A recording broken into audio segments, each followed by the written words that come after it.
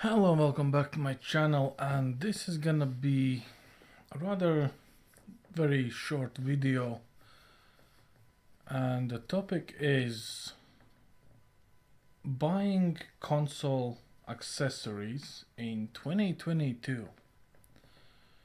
So we all know that currently we have very interesting times. There's war in Ukraine, there's insane gas prices, and people more than often are choosing to, just play a game. Gather with friends, hop on an online match, play some co-op titles, maybe lose themselves in a single campaign game.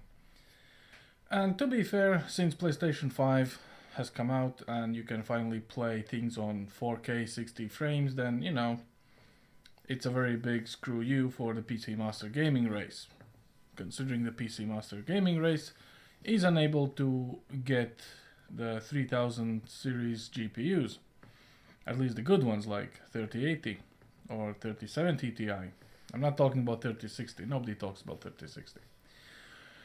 And here's I would like to share my experience with this whole endeavor. As you know, I am by no means a console player, right?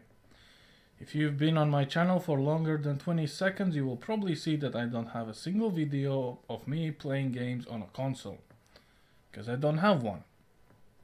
But so it happened that I was required to obtain a controller for a PlayStation 4.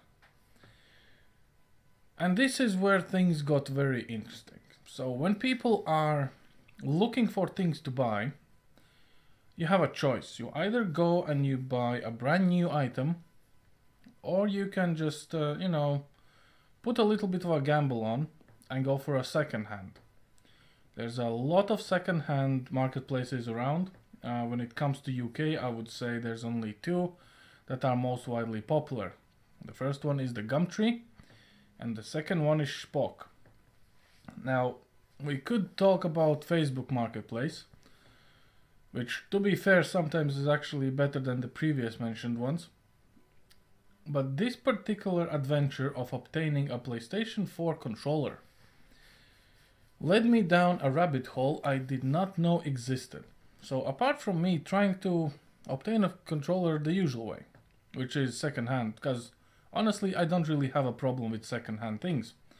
Most of the GPUs, hard drives, RAM sticks, people are upgrading their stuff all the time. If I can get it for half the price or, similar but still less than a full retail price, I'm actually pretty happy. Of course, some people will say, oh, but you don't have any warranty on that. Well, that's kind of the point. You are paying less, so there is a little of gamble in there. So when it comes to taking the gamble out of equation, we have second-hand shops. And I must say one of the most famous ones, I would say, is the Czechs.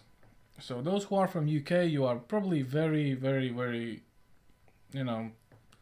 intimate with this store. Great deals, great things. Sometimes the prices are a bit weird. Obviously, Czechs is not only UK. I've seen Czech stores in Spain, and so to be fair, there definitely are popping up the franchises here and there. Also includes Poland, by the way, which was a news for me.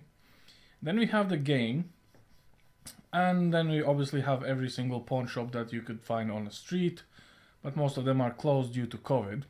Okay, so long story short, I went to Czechs to pick up my supposedly second-hand gaming controller for PlayStation 4. So before going to the shop, of course, I'm not gonna disclose the location of the shop, because probably and maybe the price differs throughout different shops, and I did a little bit of research here and there, but let's just leave it at the current location. And as you can see, PlayStation 4 official DualShock 4 Midnight Blue controller version 2, which basically means that you get this little tiny blue bar on the controller, is being sold for £52. Okay, I'm not gonna go into technical specs about version 2, because to be completely fair, I don't know if a lot of PC people know this, I had to do my research to actually understand what's the difference between the legacy or original one and the version 2. Apparently it's the blue bar you can see used for Sony VR stuff with a VR camera that picks up the controller motion. And also there's a feature about either playing while the controller is plugged into the console with a cable, or it only connects over Bluetooth. Which is fair enough. You know, those little life improving features. Or nice to haves. And I looked at this and I was like a little bit surprised. You see, so Zex is not exactly a retail shop, right? Most of the stock that comes in is either brand new unpackaged or open box but not really used, and then actual second hand.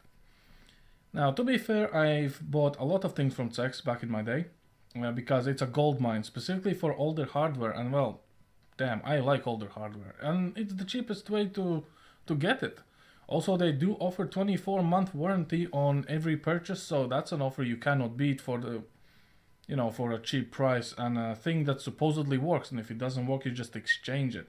We're gonna come to that a bit later on as well, which kind of probably ties into the Zex business model. So I looked online, and since this store is not really that far away from me, about 3 nights riding east, I decided, you know, might as well just go over and grab it. Now, I wouldn't say right next to the Zex store is the game store, which I was not really keen to visit, but I visited anyway. And what do I find? I find Midnight Blue DualShock 4 wireless controller, brand new in a package, for $49.99. Now obviously you see it doesn't mention in any place that it's a version 2. So my question is, dear people, can someone please enlighten me, specifically from the console point? Is there a noticeable difference between a version 1 and version 2, bar the different feel of the triggers and the buttons and the joysticks between the version 1 and version 2, considering I'm not even talking about the blue light on a D-pad right here and the capabilities of the USB or Bluetooth, right? What I'm trying to understand is why a brand new controller with full warranty in packaging, Sony branded, is $49.99, and second-hand used version 2 is $52. So I couldn't answer this question because I'm not a console gamer. There might be a reason why console people are going and buying the version 2. Maybe it really, you know, makes a difference. Which for me is a bit odd, you know, if they release a controller that visually looks the same, apart from apparently the plastic is more gray rather than being black on the version 1 or so the internet says. Is it really that much more better that even a second-hand used device will be selling for more than a brand new one sealed?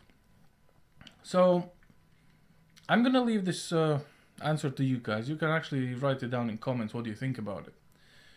So after a really quick Google search, I went to Argos. So those who are in UK, again, you know what Argos is.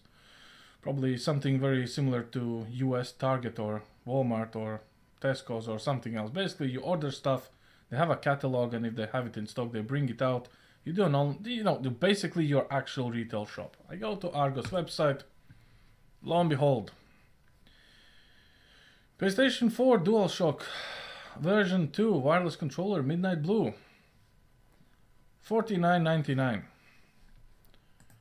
Exactly the same price as the game one, which doesn't mention it's a version 2. For Argos, it does mention it's version 2, and it's still cheaper than a used second-hand controller from Zex.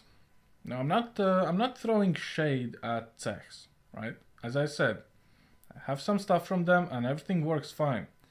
But at this point, I was a little bit surprised because This kind of boils down, I believe, to the shop's politic. So what do you have when you buy this particular device in any other shop? So when it comes to Sony and the warranty, I might be a bit wrong when it comes to consoles, but I definitely know about the controller because I asked, is you get 1 year limited warranty. So even if it's brand new in the packaging, and also mind you, this packaging is exactly the same that the game is selling this controller in, you get 1 year limited manufacturer's warranty. After 1 year, if it breaks down, they are not obliged to even do anything for you. Literally, you're on your own, okay? So £50 later and 1 year, you're on your own. I don't know about you guys. If you think that for console you expect a controller that is supposed to be heavy duty, crazy gaming session, punch taking device breaking down after a year and pay for it £50 and say, look at your calendar, oh, I only have like 2 months left to squeeze out of this controller, I should really bash it harder against the table or the TV or the wall because I'm playing FIFA or Modern Warfare or I don't know, whichever game you prefer, Apex Legends, doesn't matter. I don't know if this is the point that, you literally know that you have a year and you're going to abuse this controller until it gives out and just go out and buy a new one. Maybe that's why there's a version 2 with better triggers and more responsive joysticks. Probably, I really don't know. But my question is, if this is the point, why would you overpay for this? Here comes the kicker. 24-month warranty. So it doesn't matter how long you've had this particular controller. There is a grading system in place, which is ABC. A being almost no scuffs, no marks, everything works, no physical damage, and the controller almost looks pristine. There's a B, which is some wear and tear from casual usage, and there's C, where you can shake the controller and you get about half a kilo of Doritos out of it. So obviously that is a completely different thing. Now, what you do get in sex for this money is 24-month warranty. So even if you buy a controller that's been absolutely abused for, let's say, half a year or a year, and it looks in a pretty good condition, let's say you're the sneaky type, you open the controller, you cleaned everything out, you put the rubbing alcohol, you replace the rubber joystick stuff, you can rebuild controllers. I've seen this stuff, and kind of cool things you can do, like the golden buttons and whatnot. So let's say you rebuild your controller, you give it back, they test it, they say, okay, it's cool, it passes the test, and they put it up for £52. You come along, you grab this controller, it works for you for, let's say, 1 year and 5 months, surprisingly, and then it dies. You know what happens? You are no longer required to go and spend another $50 or £50. You are required to dig out your receipt, go back to the techs and swap it for the same type of controller, which technically would be version 2. They might not have the same color, but you would still be getting the same for the same money, no money required, because the warranty is 1 year longer. So what I want to say with all this, be very, very, very careful, be very, very mindful when it comes to picking your gaming accessories, because there's a lot of choices out there. If you go for a second-hand shop, I would say the first and foremost, definitely check their warranty requirements, their warranty terms and condition, what is covered, why it's covered, and what is not covered and why it's not covered. If you're buying from an official retailer, like big brands, big names like Argos, if you're buying it from the game, you have to know they have limited 1 year manufacturer's warranty. Now, Game obviously did offer me for extra £9 to include 3-year warranty or extended warranty for the product. So technically what it means, instead of paying $49.99, I would be paying $59.99. So basically £60, right? But then I have peace of mind for whatever accidental or, well, whatever damage comes to the controller for 3 years. Okay? So if we look at the £60 versus 52 for 8 extra pounds, you get the same service for a third year. You see where I'm going with this, right? So it's not to throw shade of any of these retailers. It's just to, I wouldn't even say raise awareness. It's just explore your options. Shop smart. Okay? If you can throw away the money, buy a brand new one. I'm talking to all of you guys who are literally penny pinching Mr. Krabs. Because to be fair, that's the only way to be in this, well, day and age, to be fair, you know. But yeah, I was a little bit surprised about this discovery because, again, I was under impression you pay relatively small price for a console that is able to deliver you pretty good performance. You know, you play console games tailored and made for console, so you don't have to worry about the frames or something. And, you know, obviously I've heard some titles not working properly and stuttering, but usually it boils down to poor console maintenance or overheating or throttling issues. But I was not aware that end of the day you just end up with so many options, and one shop just, you know, dominates them all with a higher price and extra year of warranty. So yeah, it's quite interesting, to be fair. I don't know, food for thought? Leave a comment, let me know what you think about this, and is it normal? Is it actually expected for console players to just, you know, prepare your wallet to buy new stuff once it gives out? Or are you going for that extra warranty, that extra year, that extra extended one for a couple more money equivalents? Please do let me know your thoughts down in the comment section, and let's have a discussion. Or a flame war, whichever suits you best, you know? But yeah, that's pretty much all I have for you guys today. What a world we live in. Oh well, as always, thanks for watching, guys. I'll see you next time.